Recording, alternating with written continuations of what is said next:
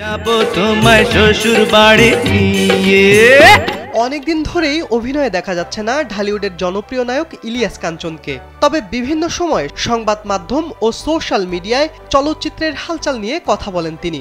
Facebook লাইভে এসে নিজের ভালো মন্দ ভক্তদের সঙ্গে ভাগ করেন এই নায়ক। সম্প্রতি ফেসবুক লাইভে এসে ব্যক্তিজীবনের গোপন তথ্য ও দুর্বলতা নিয়ে কথা বলেছেন ইলিয়াস কাঞ্চন। বৃহস্পতিবার রাত 12টার পর লাইভে এসে নায়ক বলেন, ব্যস্ততার জন্য অনেক দিন আপনাদের সঙ্গে কথা বলতে পারছি না, তাই ভালো লাগছিল না। আর যাব না আমেরিকা। অভিনেতা আরও বলেন, আপনাদের সঙ্গে আমার জীবনের কিছু মজার ঘটনা ও দুর্বলতা শেয়ার করব, যার মধ্যে অন্যতম একটি আমার আঙুল দুটি ছোটবেলায় পুড়ে গিয়েছিল। শুধু পুড়ে যাওয়ার ফলে আঙুল দুটির এমন ক্ষতি হয়নি, এর পেছনে আরেকটি কাহিনী রয়েছে। ছোটবেলার স্মৃতিচারণ করে ইলিয়াস কাঞ্চন বলেন, আমার বাবার 7 ভাই ছিলেন, বাবা ছিলেন 4 নম্বর।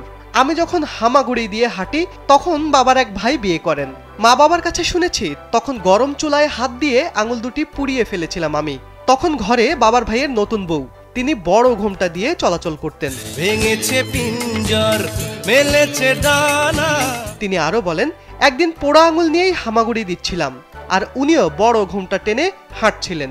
এরপর যা হওয়ার তাই হলো, তার পা পড়লো আমার পোড়া আঙুলের ওপর, এতে আমার আঙুল দুটি আরো থেতলে যায়। তারপর থেকে আমি এই খুঁত সঙ্গে নিয়েই বড় হয়েছি। আমার মতো প্যাসেঞ্জার আমার বড় দরকার। নায়ক বলেন, অল্প বয়সে যখন নায়ক ছিলাম তখন বেশ সতর্ক হয়ে কাজ করেছি, যাতে পর্দায় এই দুর্বলতা কখনো ফুটে না ওঠে। একটা কথা আছে না যে ভাঙা পা নাকি আবার গর্তে পড়ে।